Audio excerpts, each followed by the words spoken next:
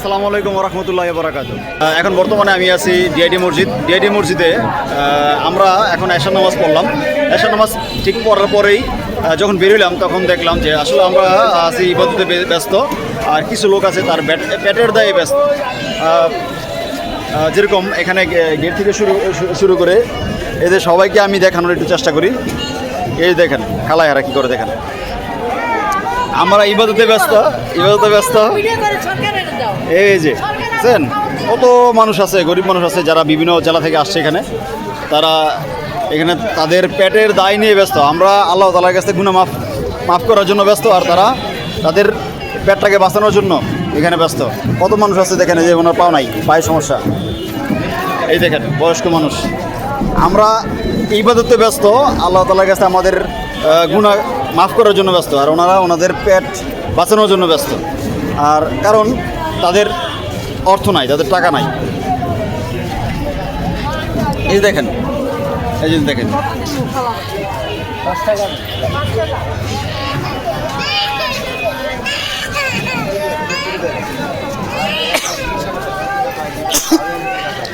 কিছু লোক আছে বলতেছে যে আমার পেটে নাই ভাত, কেমন করবো ইবাদত।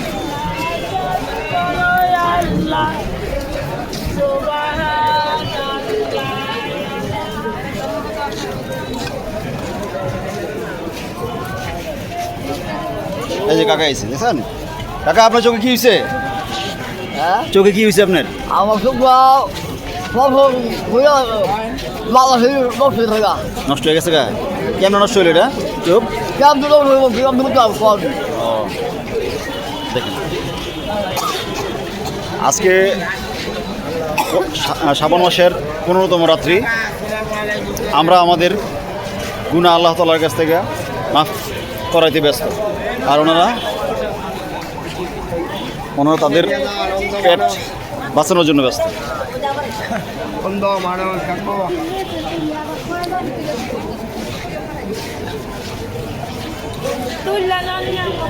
কারণ দেখেন এই যে মা তার এই যে সন্তানকে নিয়ে এখানে আসছে, দাঁড়াইছে। কারণ কি, তার টাকা নাই, অর্থ নাই, সংসার চালাতে পারে না। সে ইবাদত করবো কি? আজকে যদি বাংলাদেশে যারা অর্থশালী আছে তারা যদি ঠিকমতো জাকাত আদায় করতো, তাহলে বাংলাদেশে একটাও গরিব লোক থাকে না। আজকে ঠিকমতো জাকাত আদায় না করার কারণে আজকে বাংলাদেশে দেখেন ভিক্ষুকের অভাব নাই, এবং তাদের 3 বেলা দুমুঠো খাওয়ার জন্য টাকা নাই। আমাদের ইসলাম ধর্মে আল্লাহ তাআলা বিভিন্ন সিস্টেম শিখাইতেছে। জাকাত হচ্ছে তার মধ্যে অন্যতম। জাকাত যদি ঠিকমতো বাংলাদেশের মধ্যে জাকাত যদি ঠিকমতো আদায় করতো, তাহলে এই বাংলাদেশে একটা গরিবও থাকতো না। আমরা সবাই নামাজ পড়ি, আমরা মুসলমান যারা আছে সবাই নামাজ পড়ি, আল্লাহ তাআলার কাছে কান্নাকাটি করি আমাদের গুনাহ মাফ করার জন্য। কিন্তু আমরা যাদের টাকা পয়সা আছে তারা যদি ঠিকমতো জাকাত আদায় করতাম, ইসলামের একটি নীতি যদি আমরা পালন করতাম, তাহলে বাংলাদেশে এই পরিমাণ গরিব থাকে না। আমরা ইবাদত করার জন্য ব্যস্ত, আর ওনাদের পেট সামলাতে ব্যস্ত। কারণটা কি, তারা ইবাদত করবে কোন সময়? তাদের পেটই ঠিকমতো চলে না। কি খালা না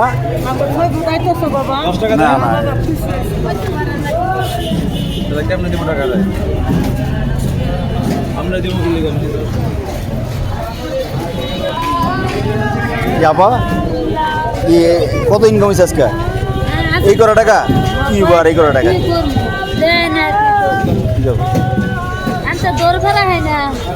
না তাই আপনি তো দূর করে পারেন না।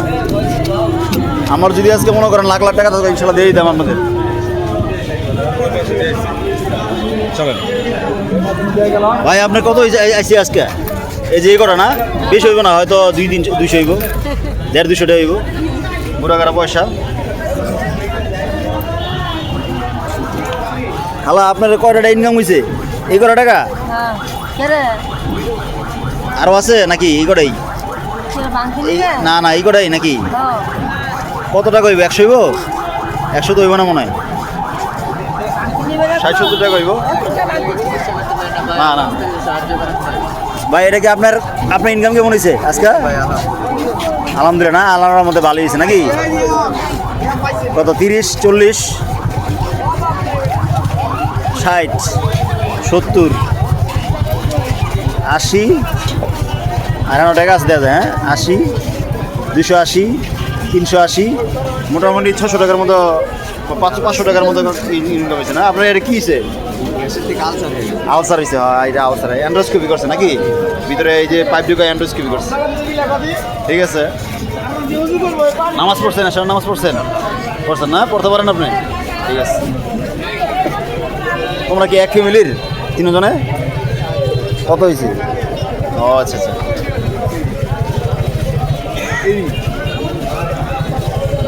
এই বাচ্চাটা কি আপনার? তুমি কার? ওদিকে? ও আচ্ছা, তোমার নামাই দিছে? হ্যাঁ করছি, করুন দাঁড়ান আইতেছি। তো দেখেন, এই ভিডিওটা করার উদ্দেশ্য হচ্ছে বাংলাদেশে যে পরিমাণ ভিক্ষুক এবং যে পরিমাণ মানে গরিব মানুষ,